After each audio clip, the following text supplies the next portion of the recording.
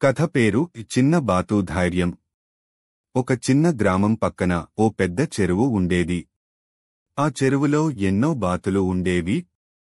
వాటిలో ఒక బాతు చాలా చిన్నదిగా బంగారు రంగుతో ముద్దుగా ఉండేది.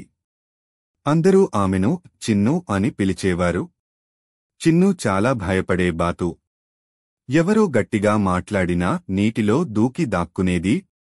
చీకటి పడితేనేం గాలి కొంచెం గట్టిగా వీసినా చిన్నుకు భయం వచ్చేది. ఒకరోజు చెరువులో నీరు తక్కువవుతోంది. పెద్ద బాతులు అన్నీ కలిసి చెప్పాయి, ఇక్కడ నీరు తక్కువగా ఉంది. మనమంతా మరో చెరువు వెతకాలి.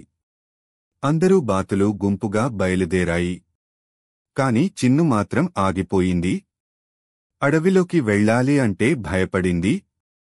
ఆ సమయంలో చిన్న బాతు అమ్మమ్మ వచ్చి ఇలా చెప్పింది, ఒకవేళ భయపడినా ముందుకి అడుగు వేయడం అంటే అదే నిజమైన ధైర్యం అమ్మాయి. ఆ మాటలు వినగానే చిన్ను నెమ్మదిగా నడవడం మొదలుపెట్టింది. అడవిలో పక్షుల కూళ్ళు, ఆకుల శబ్దాలు భయంకరంగా అనిపించాయి. అయినా చిన్ను ఆగలేదు. కొన్నిసేపటికి చిన్ను ఒక కొత్త చెరువుకి చేరింది. అక్కడ చల్లటి నీరు, పచ్చటి చెట్లు, నవ్వుతున్న కొత్త బాతులు కనిపించాయి. అందరూ ఆనందంగా ఆ చెరువులో తేలుతూ ఉండిపోయారు. చిన్నుని చూసిన అందరూ ఆశ్చర్యపడ్డారు. ఓహ్, చిన్ను కూడా వచ్చిందా? ఎంత ధైర్యంగా ఉంది! చిన్ను నవ్వుతూ చెప్పింది, నేను భయపడ్డాను, కాని ఆగలేదు. నన్ను నేను జయించాను. పాఠం: భయం ఉండొచ్చు, కానీ భయంతోనూ ముందుకి సాగడం అంటే అదే నిజమైన ధైర్యం. మా స్టోరీ నచ్చితే మా ఛానల్ని సబ్స్క్రైబ్ చేసుకోండి. కోడి కథ. బుజ్జి కోడి మరియు పెద్ద గాలి. ఒక చిన్న గ్రామంలో బుజ్జి అనే చిన్న కోడి ఉండేది. ఆ కోడి చాలా చురుకుగా, తెలివిగా ఉండేది. కాని అది కొంచెం గర్వంతో కూడినది కూడా. ఎవరైనా దేనన్నా సూచన ఇచ్చినా నాకు తెలియని విషయమేమీ లేదు అని చెప్పేది. అదే గ్రామంలో పలు జంతువులు ఉండేవి. నక్కలు, కోతులు, కాకులు, అరిచేపలు. అందరికీ బుజ్జి కోడి గురించిన విషయం తెలుసు. అవి ఎప్పుడూ అనుకునేవి, ఇంకొంచెం తగ్గింపు వచ్చేస్తే బాగుండు బుజ్జికి. ఒకరోజు పెద్ద గాలి. ఒకరోజు ఒక్కసారిగా ఆకాశం మబ్బులతో నిండిపోయింది. గాలి బలంగా వేస్తూ మొదలైంది. వాన రావచ్చని ఊరిలోని జంతువులంతా తమ తమ గూళ్లకు, దాచుకునే చోట్లకు పరుగులు పెట్టాయి. కాని బుజ్జి కోడి మాత్రం బయటే తిరుగుతూ, ఈ గాలికి నేను ఎందుకు భయపడాలి?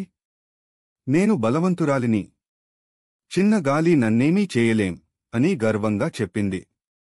వెనక నుండి కోతి ఒకటి హెచ్చరించింది, బుజ్జి, చాలా పెద్ద గాలి వస్తోంది, దయచేసి గూళ్ళోకి వెళ్ళిపో. కాని బుజ్జి వినలేదు.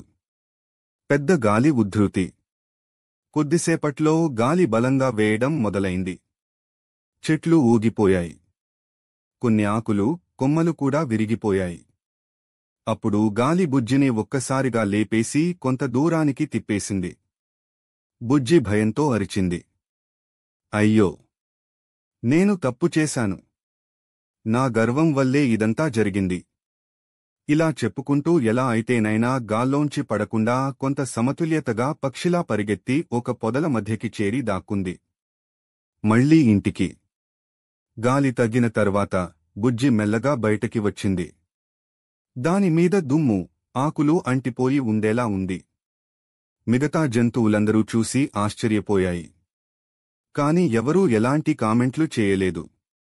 అప్పుడు బుజ్జి కొంచెం వంకరగా నవ్వుతూ చెప్పింది, ఇప్పటికి తెలిసింది, ధైర్యం ఉన్నా సరే జాగ్రత్త ఉండాలి.